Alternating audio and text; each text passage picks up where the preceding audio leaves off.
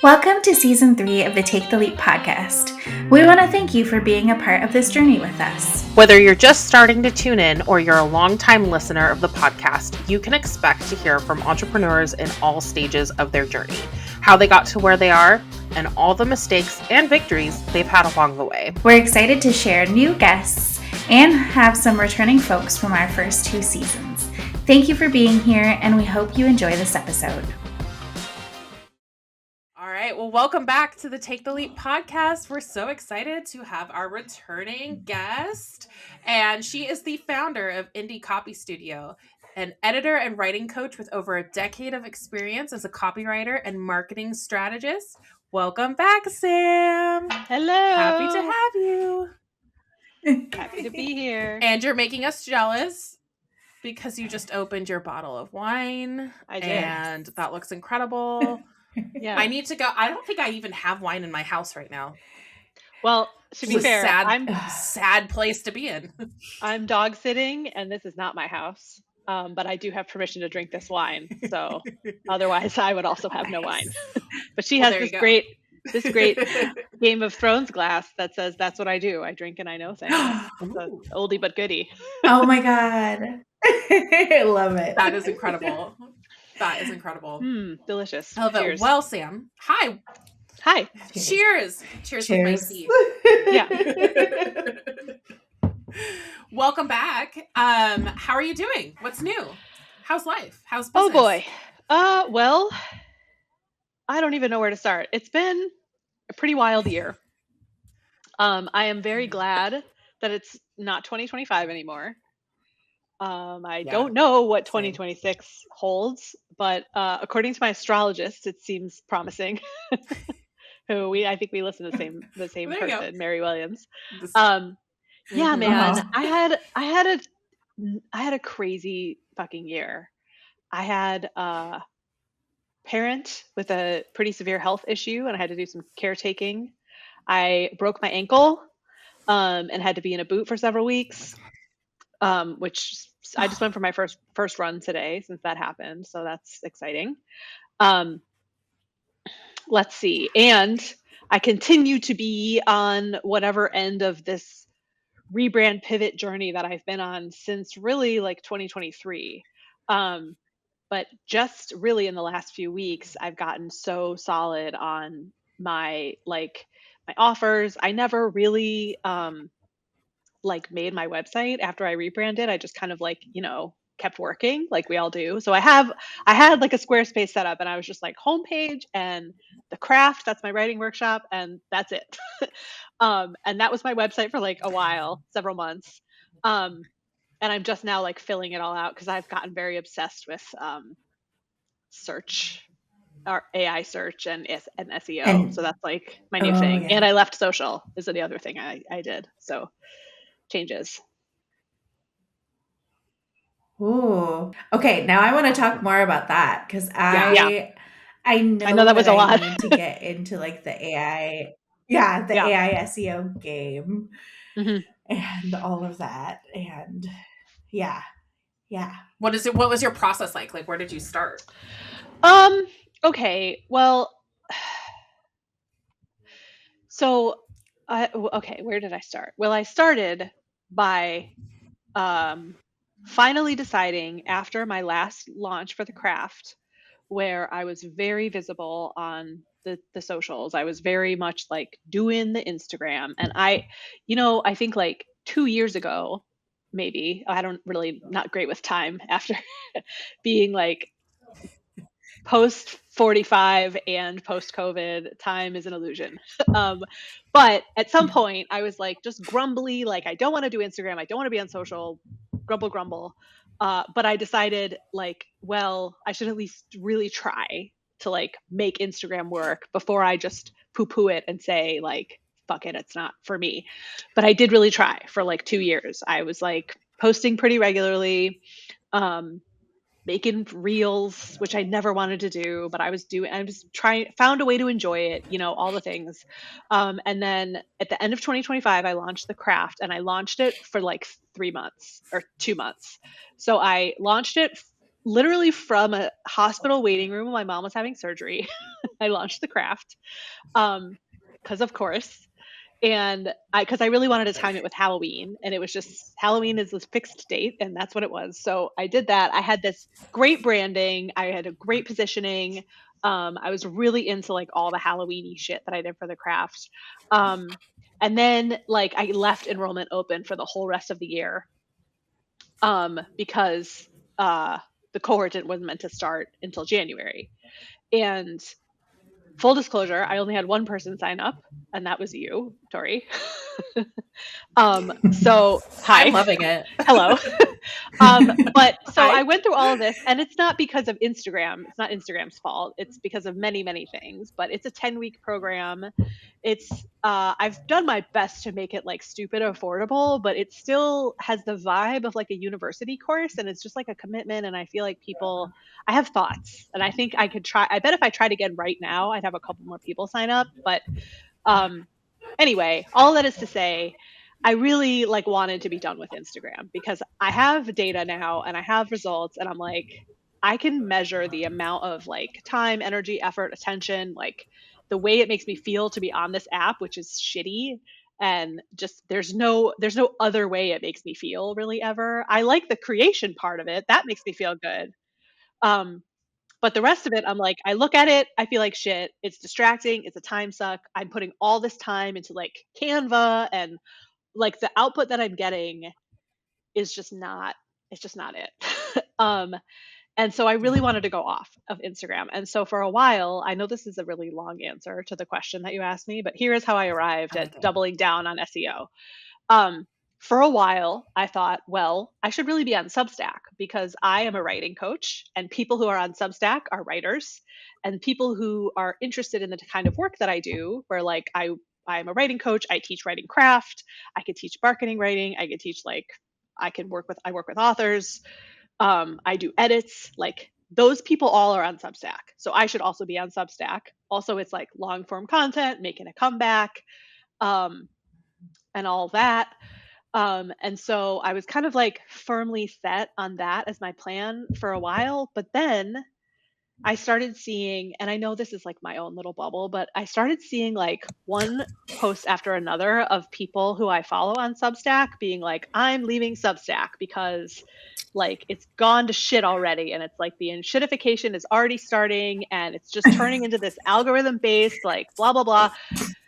And like on the other hand, you can find anybody who's saying anything that you want to hear. You know, like you can also find people who are like, Substack is the move. Like It's everybody, amazing. Yeah.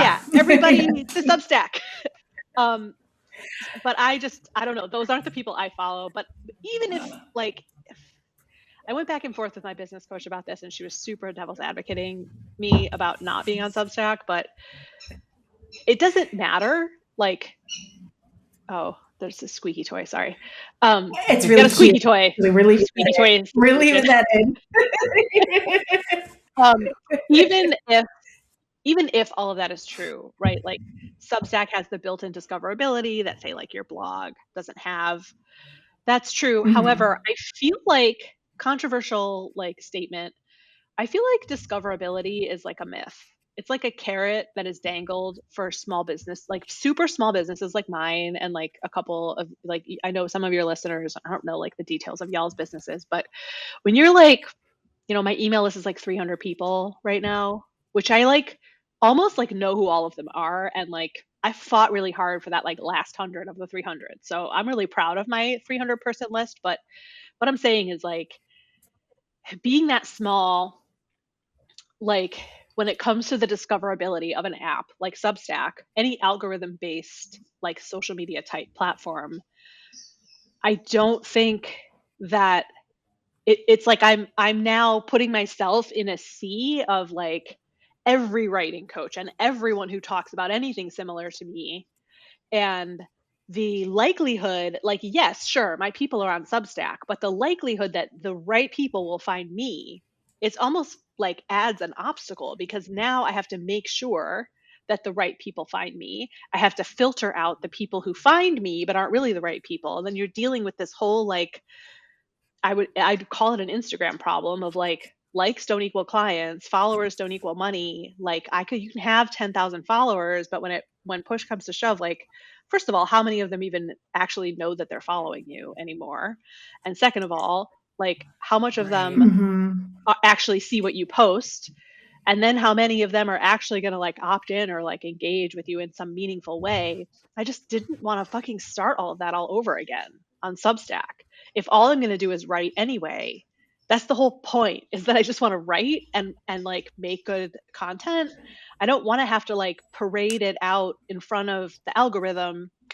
I just don't feel like that's a good use of my time anymore. And I have really gone through so much like thinking about this and talking about this. I run it past like people I trust, and I've, you know, considered all the angles, and I've considered the possibility that I'm like making a dumb decision.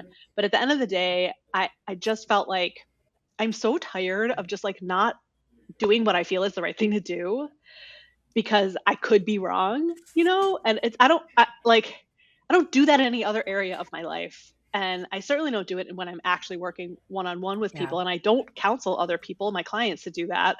So I just decided like, you know what? And this is just a thing I don't do anymore. I just don't do algorithms anymore. Like I might, you know, pop in here and there on Substack, post in the notes. I might try LinkedIn, but I tried LinkedIn for a little while at the end of last year, and it's I think LinkedIn is so weird. It just feels so strange over there, and I don't feel like it matches me with potential clients. I feel like it matches me with peers, and like that does me no good, really. Not, Yeah. no offense to my peers, but just I don't know. Anyway, so all like during this whole time, I've had this friend, Meg Casebolt. Like I've known her for a really long time. I think you guys might know her. She has her business forever since I've known her is was SEO and helping small businesses like mine like master their SEO. And I've kind of like known about all that for a long time and never really did anything about it. She's been posting some really, really, really good content these last couple months, specifically Yeah. about AI search. And I've just been really inspired by like what she's saying and what she's doing. She went back to blogging, and I was like, it was very, the post that she wrote about that was really cool and exciting. And then she recently like rolled out her website that she'd been working on for weeks and weeks. That is like, I don't want to say it's like AEO optimized, because I don't know enough about like the lingo of people who do that for a living to say what is optimized, because AI does search differently. It's not keyword based really. It's like semantics and logic based. So is it optimized if it just fucking makes sense? I guess so. Anyway, um, I have this like leader, for lack of a better like term. I have someone that I'm looking up to and looking to, and a model for like how a business could look. And I think she's, I would say, I don't want to say more successful, but I think she's like more established, and maybe she has like a bigger business than me, or she's a little more financially like secure than me at the moment. But like it's all the things she's doing, I feel like that's the zone, man. That's where I want to be. So like combined with how I was feeling already, I'm like, well, I could just literally, I have this person, I have all these resources who like, that's all she does. She makes a whole resource library to help you do this. So I started like kind of following in her footsteps around like what my website, my sitemap should be like, and what my like what my nav menu needs to be and what pages I need. And it's all of them. Spoiler, it's all the pages. Yeah. So Yeah. that's the long and the short of it. I love that. Well, first of all, I have a few things I want to say, but first of all, you I know that was said, a long answer. I think this is, no, Yeah, I love it. great. I love it. That's great.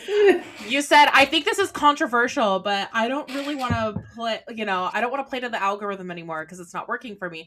I think that is actually the point. Like, I think when you use data, like you gave it a shot, and when you use data, you're like, this isn't working for me. I'm not reaching my audience. Like what you said about LinkedIn, you're like, it's just my peers.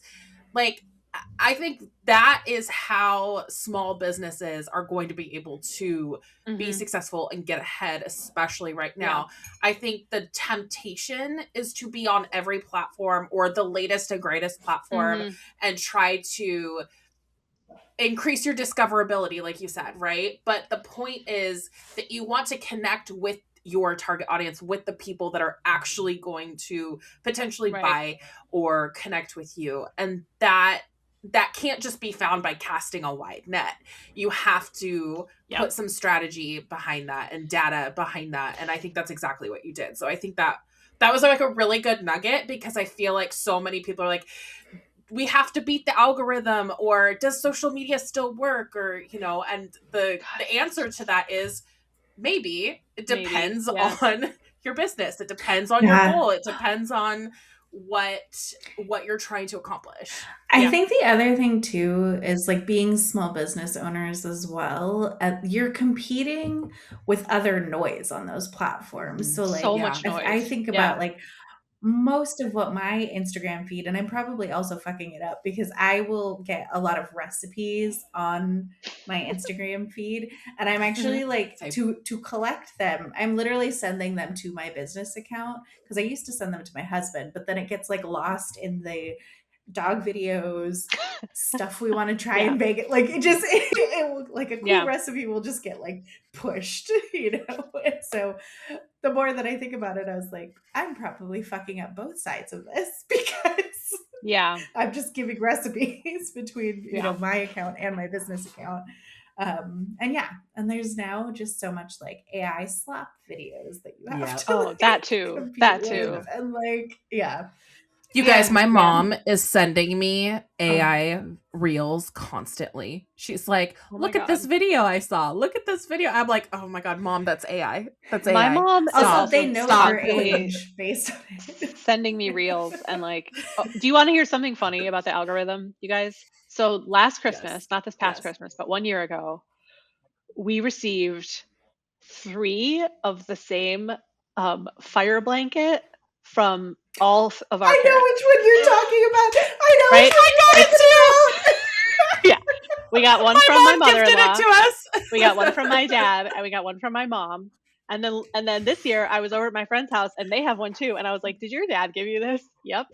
And all of our parents, we were like, wow, this is so weird. And I don't remember which one of our parents it was, but they were like, I can't believe you've never heard of this. It's all over Facebook right now.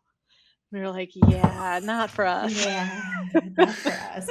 We have so we're problems. Good. If there's a fire, there's a fire in our apartment, you've got the blankets. We're good. Yeah, it has to be in our apartment though. I guess we could take it with us. But, oh my gosh! Since you have so many, you could throw one in your car.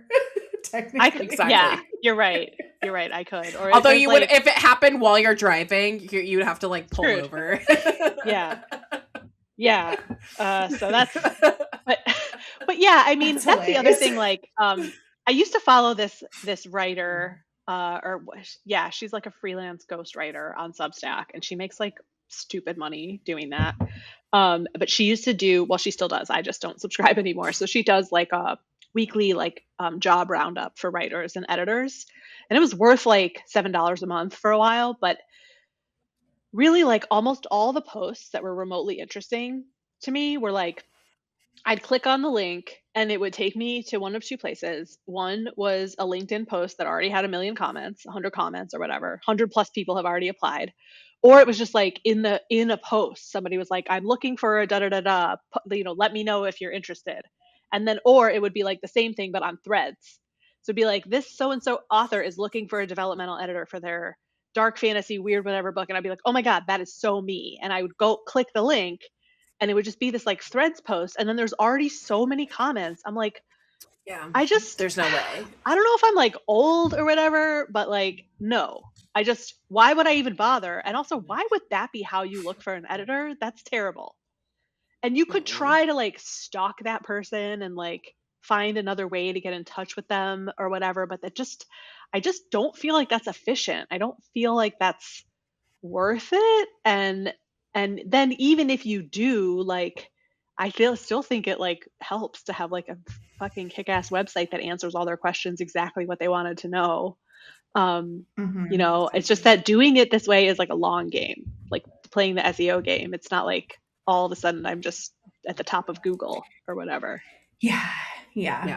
You have to replace Yeah. what Oh, social media was right. supposed to be doing for discoverability with things like podcast interviews and summits. And like Mhm. that was took me a really long time to get my head around, because whenever I've like thought about doing something like this before, I just end up adding another thing. Like I go on podcasts and then Mhm. they instead go to my Instagram, or I like start a Substack, but I still have Instagram. Like taking the whole social thing away really was like what clarified kind of the funnel situation. It means slower growth, but it also means, I think, better quality. And like, fucking Yeah. networking, going to in-person shit like we used to Exactly. do.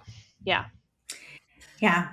That's been the most helpful way that I've gotten clients too, is just by meeting people and Yeah. building relationships. Interesting. Building relationships with people. It's the Wild, way. right? It's the way. Yeah. Yeah. It is the way. And also the thing about social media and just all of these platforms in general is that the reason when you see somebody who's had success on it, there it's usually one of two options. One, it's already a really well established brand. Hmm. So when they created their platform, they created their accounts, people automatically started following them. And I feel like small businesses need to stop comparing themselves to big Yeah. businesses. Like Yeah. you don't have the same marketing strategy or marketing budget as Nike. So Mhm. stop No. pretending that you do. Like that's a Yeah. completely different strategy. Yeah. Um and I think But that's the hardest thing to remember, I think, as a small business. Yeah. even And like a generic marketing solopreneur. advice tends to be for those bigger companies Yeah. too. Yeah. Yeah. Yeah. Even if people like Tara McMullen, who has had like a huge Substack following, she had like a 10,000 person list, and she left Substack for reasons. And she went, I think, just to like a website. Um, I think she just went to like a Squarespace. I don't think she went to like Ghost or another thing like that. I think she just went back to blogging and her email list. But she had a 10,000 person email list. And I have no, insight on like how it's going for her or whatever. But um, I think she probably still has her podcast, and she's still got her newsletter. And then I don't know like what she's doing for discoverability. But when you have that big of a base, I don't know how it works because I don't have that big of a base, and I probably never am going to have 10,000 people on my email list, because I don't, first of all, I don't think that I need that many, but also like the way that you get thousands and thousands sort of relies on algorithmic based growth. And if you're just Hmm. doing it by like literally Mhm. pounding the pavement, it's going to take you a long time to get to 10,000. Mhm.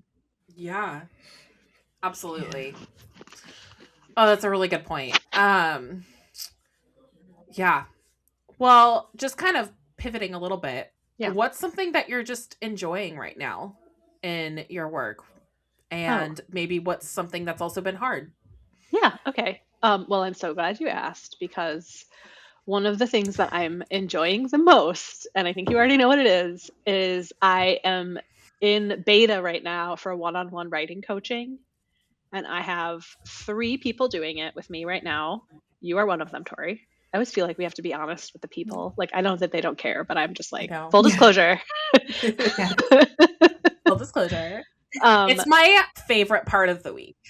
Yeah. Thank you. I mean, it's my favorite part of the week too. It's so awesome. Like, so I've decided to roll it out before like you were the only person who signed up for the craft. I was already kind of like tinkering with what it would look like to work with people one on one. I haven't done any like official coaching where like I got paid, I called myself a coach and someone hired me for coaching, but I was a personal trainer for 10 years. So I guess that is coaching. It's just also like doesn't feel like the same as like when I'm in a coaching Different. session, because we're in a gym. I'm making you do shit that's heavy.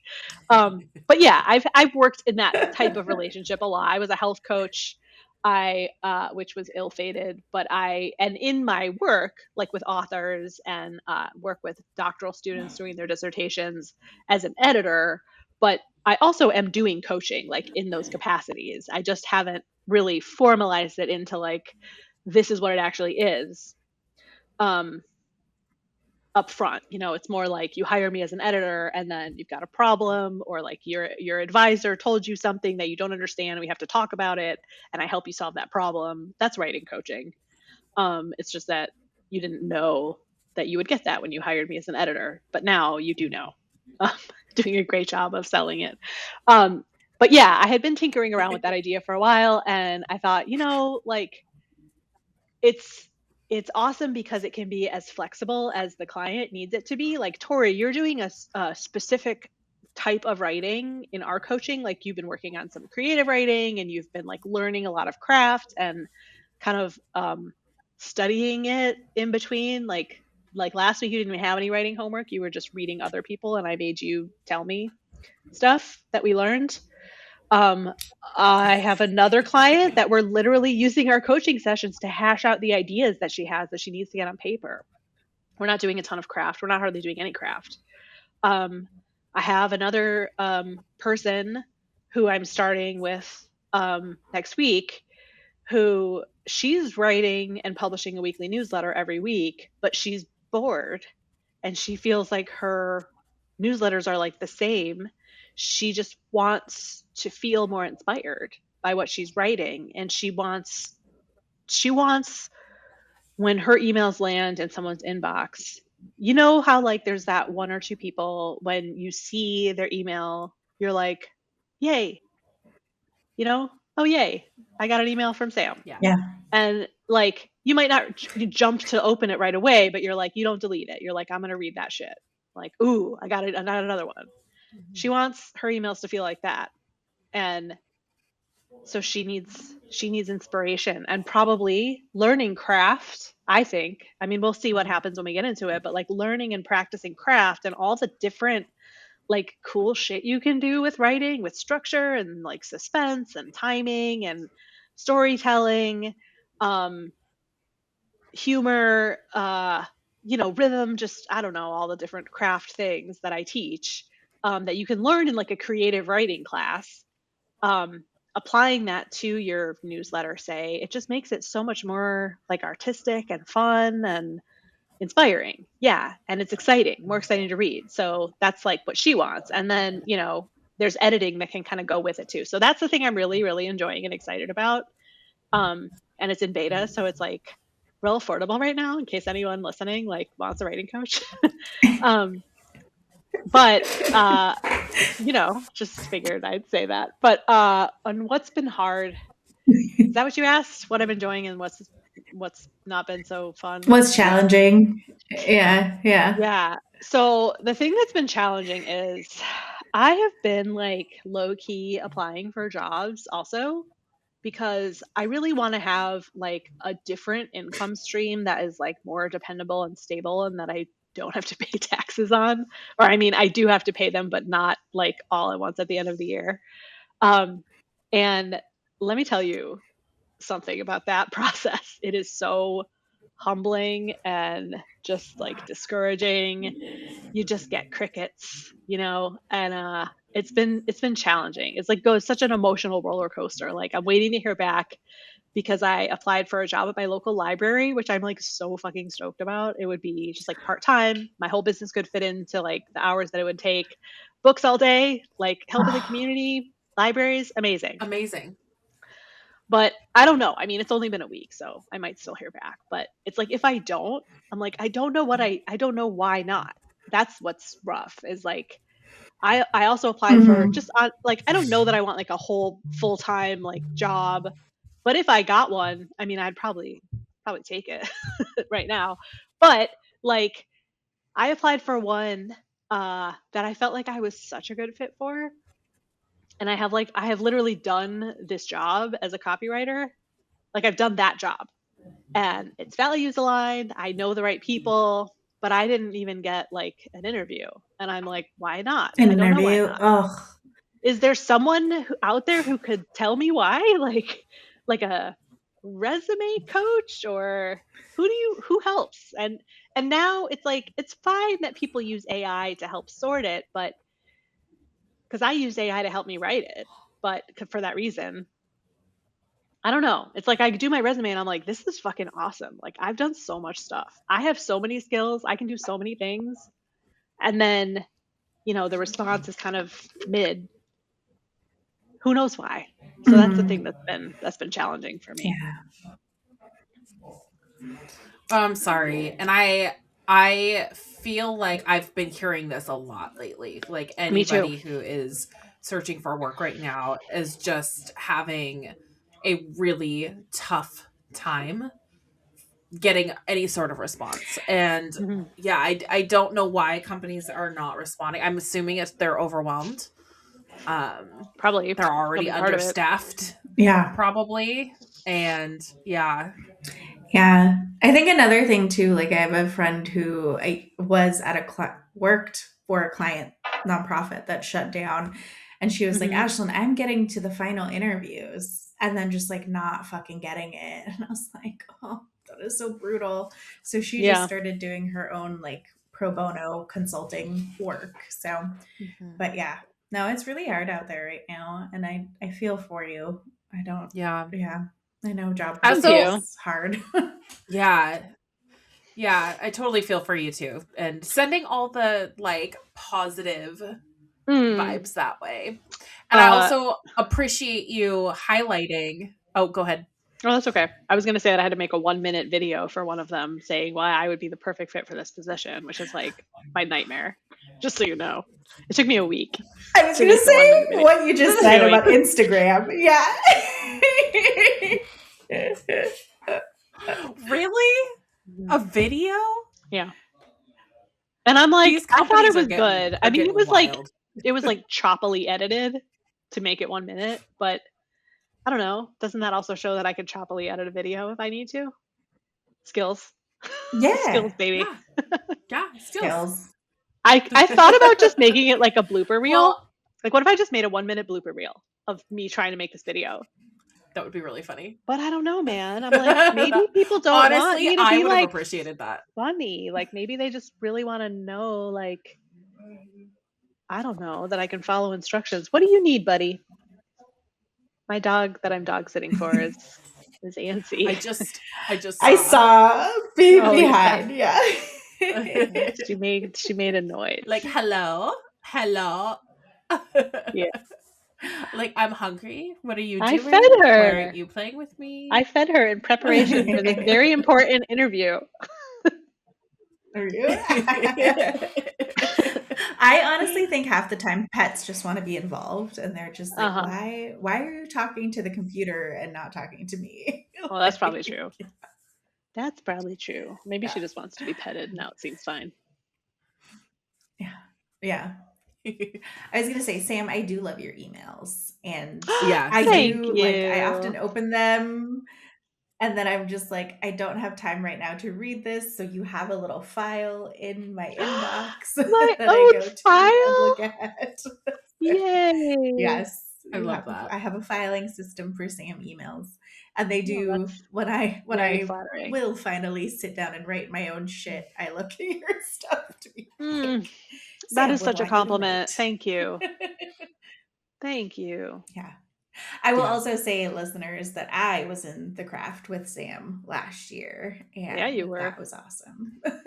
So, and And I, I'm not just saying it for the sake of this interview, but our one-on-one sessions have been amazing. And like seriously, the highlight of my week. It's what I look forward to the most. And I've been more, like, I'm doing more of a creative writing focus, but I've been more creative in my work too because of yeah, Yeah. it. So that's been really amazing and really helpful. Thank you. I was gonna say, So Sam, what is your beta price for one-on-one? yeah. Yeah. Well, it's a great question. um, it's hovering around like 400 a month right now. I just priced it all out, like based on what it should cost and the work I'm doing in between. So it's 400 ish, not more than that, but maybe less Yeah, would be nice to me. for And I weekly. have to work out for its weekly calls. Yeah, Yeah, it's a 1 hour weekly call. And then also in nice. between, um, there's it there's like like when you have a writing assignment from week to week, which is very manageable and based on your needs and your life and all that. But I'll read it through and leave comments and feedback, and that's part of the like learning process and the deepening of like solidifying your own relationship with yourself as a writer and your confidence in your own craft. So the feedback is really geared toward like pointing out what you're doing really well and what's really cool about your writing that you might not notice or that you didn't know that you were doing, but it's like a thing, it has a name and then you're doing it. Yeah. And so that's how it's been going so far. Yeah, it's been very rewarding for me. Nice. It's really cool. And then I thought too, in some future time where I have like enough clients, we could do quarterly workshops where all the coaching clients come together and workshop That'd each be other's fun. work, which would be Come great. together. Yeah. Nice. Mm-hmm. That's a great idea. I might need this because I have no accountability to myself. We know because I owe you writing for reviews. Yeah, that's the other thing that we work I on. may Is need like, this. I do have a client that we're working on just like process. Like, what do you need to figure out to like get it to where you're writing all the time or writing as much as you want to be Done. writing, and like that it is good. Like what you're writing is coming out in a way that is satisfying to you. And finding your process is a whole, a whole journey. There's a lot of advice and a lot of like Yeah. best practices and structures that you can try and see if they fit. But the best way to do it is just to kind of like observe your natural rhythms and try to slot in writing time that works for you. Like some people sit down and try to finish a whole thing in one sitting, and then they don't, and they're frustrated and they think they're bad at writing, but really you just need like 15 minutes instead of an hour, and then just be done and then come back to it or whatever, Yeah. whatever the different things are. So Yeah. it's not accountability like you show up to coaching and you're like, I didn't do my homework, because I don't really care. It's more like problem solving. Yeah. I love that I it's love like that. so customizable too. It is not based on everybody is not the same. Yeah, and that's Yeah. like kind of the Person. beauty of beta is like I don't really know. Like every person I'm doing it for has looked totally different. So I kind of like that about it. Yeah, it's really just like what you need. Yeah. Well, it probably makes it less boring too if it's Mm-hmm. not like the same every single Yeah. time. I mean, we've gone through like I've opened up like modules from the craft and like gone through one of them with Tori on the call one-on-one, like I would if it was a whole cohort. Nice. Yeah, It's fun. she watched a Hitchcock video this week. Nice. And I did. It was really fun. Yeah. And I have a huge stack of books. Oh, yeah. You give me recommendations like every week, Yeah. and I just keep adding to my books, and I'm so excited. I did finish Gingerbread, by the way. Wild book. Very weird book. Yeah.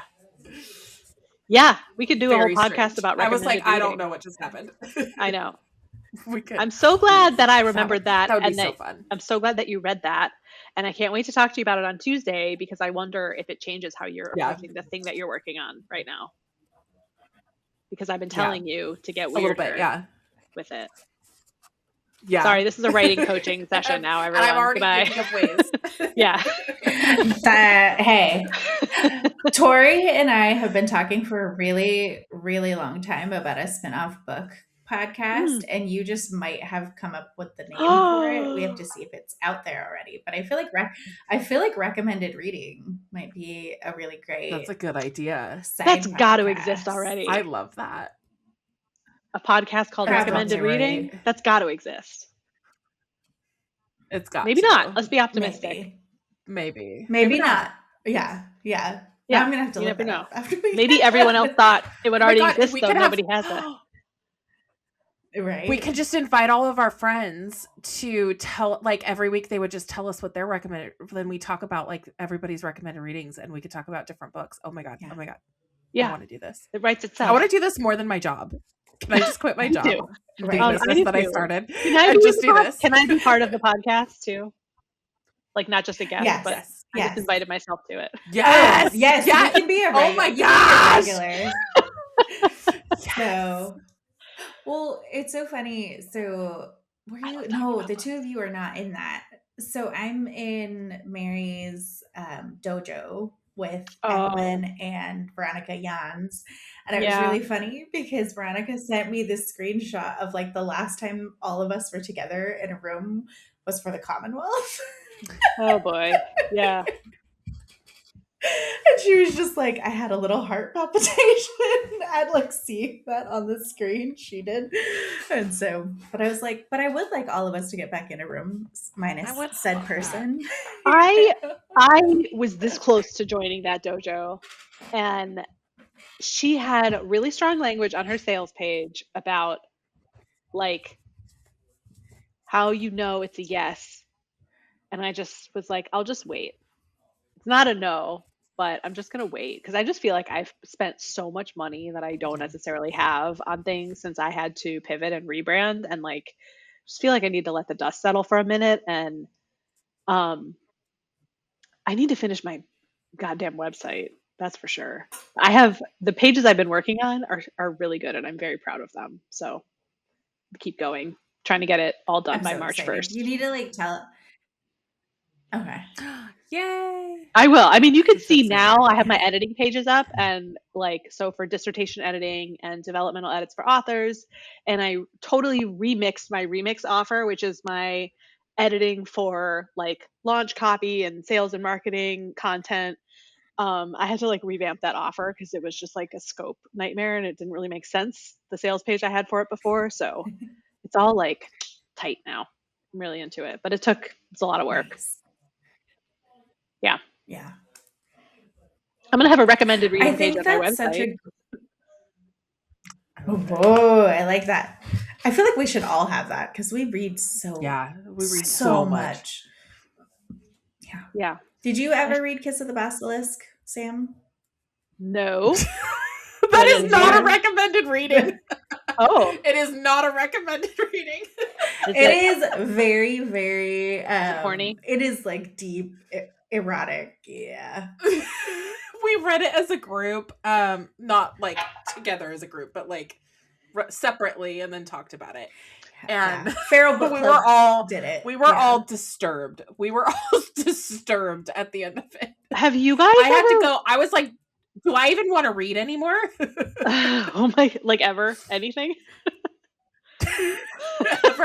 ever. I was like, I need to go touch grass right now.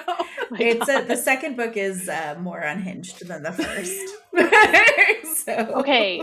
Do you guys know about the BDSM trilogy that Anne Rice wrote under a pseudonym? No. No. No. What is this Yeah. pseudonym and what is the book series This called? the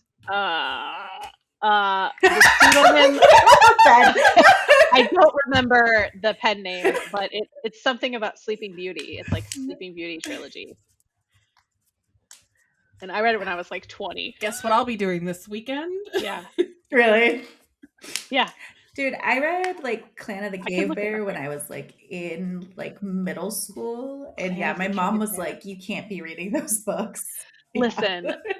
Okay, that first book is legit good. But then, and I read the whole The series rest of them because just kind of, yeah. Yeah. his problem is that his dick is too big. Oh, he's so lonely because no one can handle his Oh enormous dick no. until he meets her. She can take it.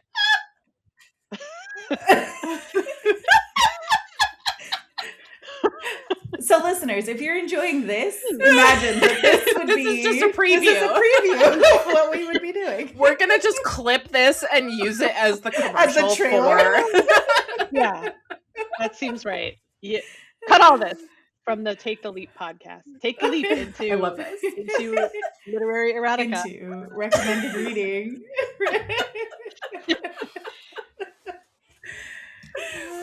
Oh my god, this is incredible. I'm looking at that Anne Rice thing. A.N. Please Rolliquare. do. Yes. Yes, please do. The Claiming of gosh. Sleeping Beauty is what it's called. The claiming of The Sleeping Beauty. claiming. I love it. Yeah, Perfect it's name. like starts with like she's asleep and he comes in, but instead of like the kiss of true love, I think she gets a spanking. And then it just continues from there. I just love these like retellings of Yeah. things in Like, why another does it way. even have to be called Sleeping Beauty? Why? It could just be anything. It has nothing to do with her. I mean, it has nothing to do with Yeah. like that. Literally. Yeah. Literally. Okay. So, is that what you guys wanted to talk to me about today? Love this. Yeah, it was. Yeah, I'm It so glad I always came to is. this podcast. Book recommendations are absolutely is. always in there. I'm so glad. Well, I guess before we do wrap this up, there are probably a couple more professional things that I want to ask you. And I guess one is if people wanted to start to learn from you and they're like, okay, I absolutely want to get started. One, how would they get started? And then two, also, how can they find you? And what are ways that people can connect with you? Like, how would they get started, like, with my work or like writing for themselves? I think both. Writing, Okay. where should they get started? And then two, how, like, if they're like, I want to work with you, like, where would they go? Okay. So the best way to connect with my work and what's happening, like, at any given moment, is to be on my email list, which I have been admittedly a little bit sporadic just lately because I'm writing my website and it's just like a lot of writing happening. But if you go to mixtape.indiecopystudio.com, that just takes you straight to my mailing list sign up. The language that it says on that page is just slightly outdated, but that's okay. All the stuff it says on there you'll get, just not in the order that it says, because of things, funnels and rebrands and stuff. I decided to make my writing tips and stuff like front and center for everybody, where they used to be for subscribers only. So now, like, my Tuesday Tastemaker, that's like just opinions and thoughts and like random little writerly essays. Like, I'm reading this V.E. Schwab book right now, and I'm very like flowery in my language. And I wrote something recently that was like the cover letter I wrote for that library job. It's like, I laid it on pretty thick. But why wouldn't I? But anyway, so yeah, that's the best way to like get my work. That's where I'm putting out writing and information. To work with me, I mean, the best thing to do is get on my email list and then reply to one of my emails, or you can just email me. I mean, I'm going old school. Is it okay to just give out my email list address on this podcast? Because that's really the best. If someone really wants to work with me, Sam at indiecopystudio.com. No bots, please. Bots, if you're listening, don't email me. Go away. Yeah. I don't want to hear from you. You will be blocked. Yeah. Okay. So yeah, I have a thing that I want to simple. bring up because it's kind of crazy. Mm-hmm. Yeah. It reminded me with the bot thing. A friend of mine just shared this on LinkedIn, where the subject line was the email was like, you were in the Epstein files. I got that too. Did you get one? I got one too. Yet, but like, yeah. And then it was like, just kidding. But now that I have your attention. Yeah. It was wild. I was like, what the fuck, guys? That is so, it was so stupid. I was like, oh, this is definitely spam. This upsets me. It actually did go to my spam. Yeah. I mean, that's not something you joke about. No, and it's like clickbait as a subject line. Like, I've done so much email marketing in my career, and I know the power. I know the job of a subject line is to get you to open the email. So I tend to be more forgiving with the clickbait vibes with a subject line. Like, subject line that gets opened the most is just all lowercase, hey, or all lowercase, oops. Those two do great, and have forever, because it's just curiosity. I don't know. So, or if you put like re ... and then whatever, like, those also do really well. Like, I know those tricks. Yeah. I don't feel any type of way about using those things because I'm not like lying. It's not like a clickbait headline of an article that's just making you look at ads. However, there's a version of that that is like so just like tone deaf, like, and so Yeah. exploitive. It's just gross. It's not funny. Mhm. Yeah. I feel like maybe that's why social media and everything in general feels icky right now, is Yeah. because people really do. They're like, okay, what's this current event happening right now? And how can I like jump on that thing? And right now there are like literal atrocities happening in our Yeah. world. And people are like, ooh, let's use this as like a clickbait, or let's jump on this marketing bandwagon or this Yeah. trend. And it's like, oh, that Or feels gross. like, Like I wouldn't want to be attached to that. no, or in like a more charitable light, you have to comment on it, or people are like waiting to catch you out for like going about your business while there's atrocities happening. And so you have to like make sure that you're showing up and saying the right things about the right issues. So people are like, why? I can't believe you haven't addressed the situation in the Middle East right now. And you're like, well, I Yeah. have, but I just haven't done it here for you, for Instagram. That's why Yeah. I don't Yeah. usually address Yeah. like stuff like this in my email. I mean, I address it. I refer to what's going on in the world, but I don't really like, it's not really your business what my stance is. I think if you follow my work, it's pretty clear. Um, Yeah. my values, my position, like the things I'm doing. If it's not action oriented, I'm kind of like, I'm a business. I'm doing my work. I'm doing good work. I'm helping people who are doing good work. Mhm. It's not hard to find where I stand on things. Literally, like, look at Yeah. anything I've ever printed. I make it pretty clear everywhere I go. But yeah, I think that's the other part of it. It's just like, I don't like the pressure. But then if you go to like LinkedIn where no one is political, like on purpose, it just feels even more icky. Like it just Mhm. feels like robots over there. It's Yeah. a really weird over there. I don't get it. Yeah. Well, there's a lot of AI junk on Yeah. LinkedIn too. Mm, A lot of yeah. slop. We could have Yeah. another Yeah. podcast And I've episode had about how friends who have depressing that gotten is. about that. Yeah. Yeah. Well, and I've also had friends get political on there, and then they screenshot what they put, and then they're like, so that this got taken down in other areas as well. So yeah, Yeah. Yeah. they kind of It's Yeah. don't hard. want it there. Yeah.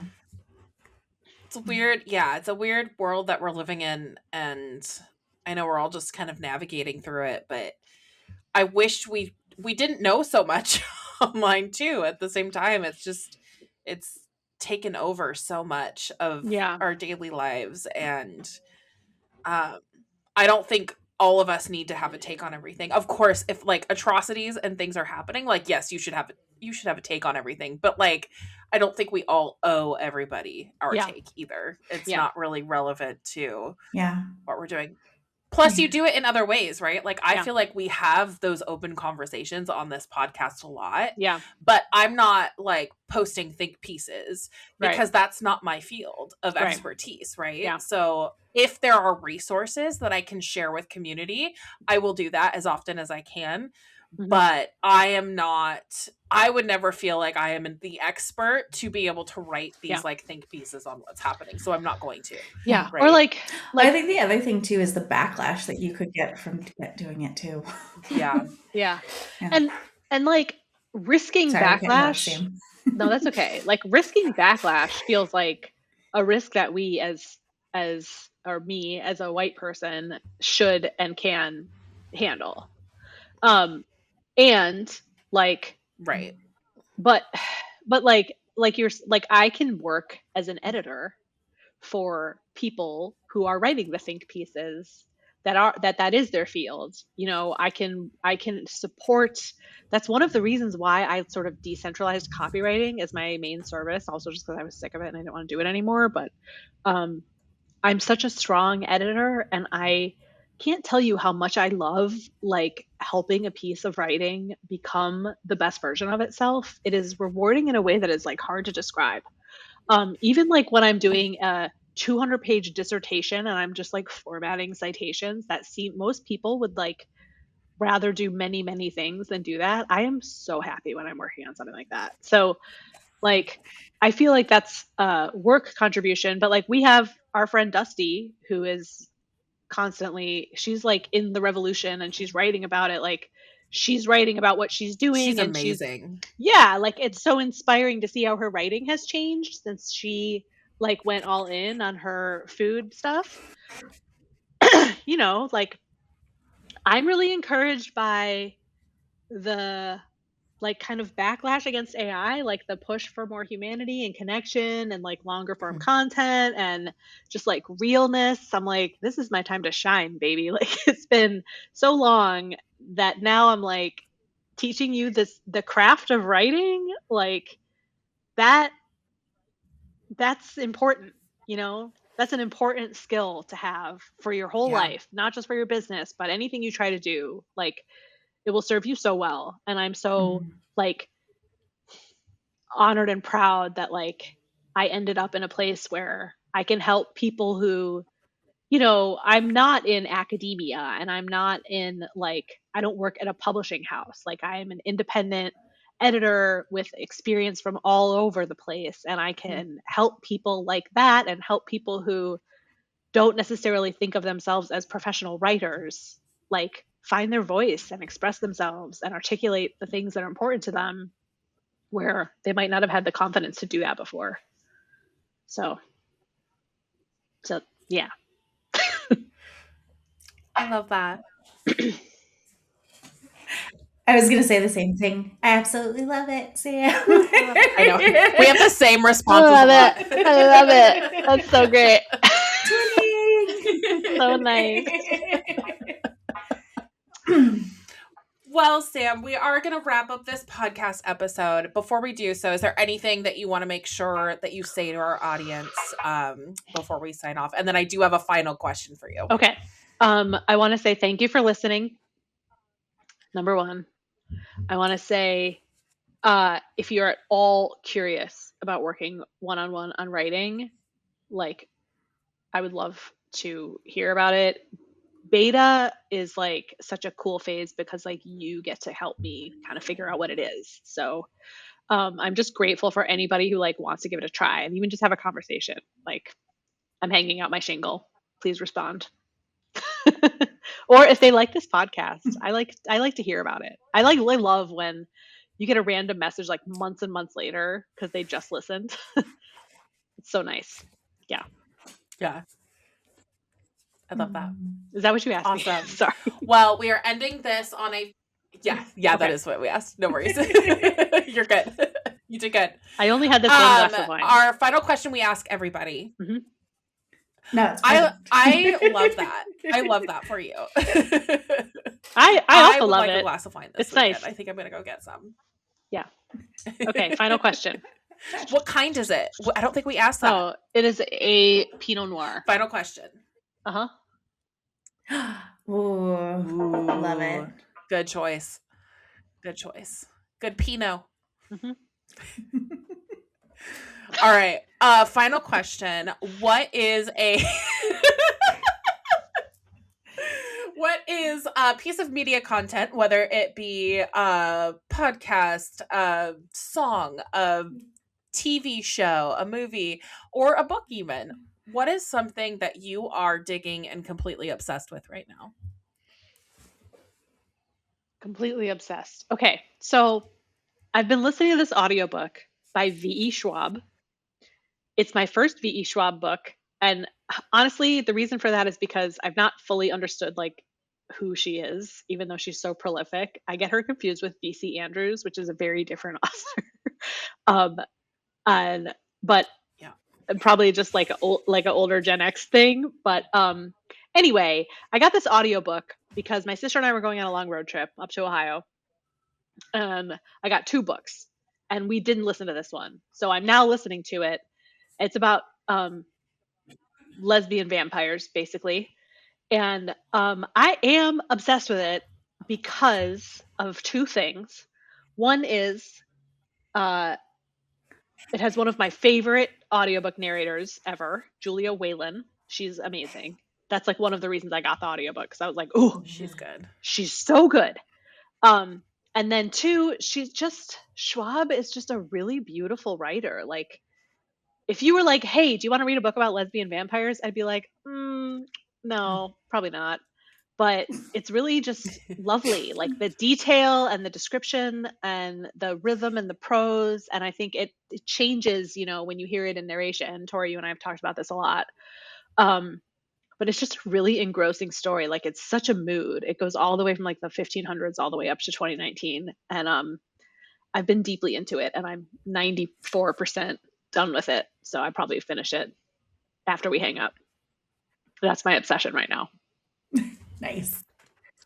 I love that. Yeah. And I've already added that book to my list. I am definitely moving it up the list. Well, I'll probably start reading a lot Based on more your of her work. recommendation. I just kind of like didn't know. I was like, is she a YA author? Is she a fantasy author? Like, what is her deal? And I just never really like bothered to find out. But now I'm like, oh yeah, Addie LaRue. That was like a huge book a couple years ago. I'm behind the 8 ball on that one. But yeah. I love it. Mm-hmm. I love it. Well, thank you. Oh my gosh, this was such a good conversation. Thank you. Thank you so much for being on with us again. Thank you for having me again. We love chatting with you. You will be on again, and we'll talk about our reading podcast soon. Oh my God. I really hope Stay tuned, everyone. Okay. We will. Oh, we'll do it. We'll do it. We're going to talk. We're going to do it. Awesome. All right.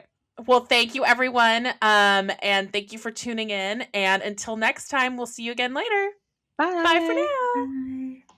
Thank you for tuning in to another episode of the Take the Leap podcast. Check out our show notes to connect with us and our guests. If you have questions about the episode or ideas for future topics, send us a direct message on Instagram or email us at aloha@taketheleap-today.com.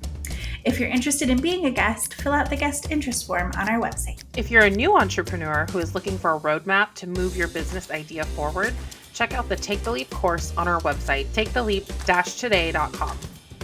Members who join the course also have an opportunity to join us in bi-weekly co-working and group coaching calls to build momentum and work on your business. And if you'd like a flavor of what we offer, sign up for our free webinar with the 9 essential steps you need to launch your business with clarity and confidence.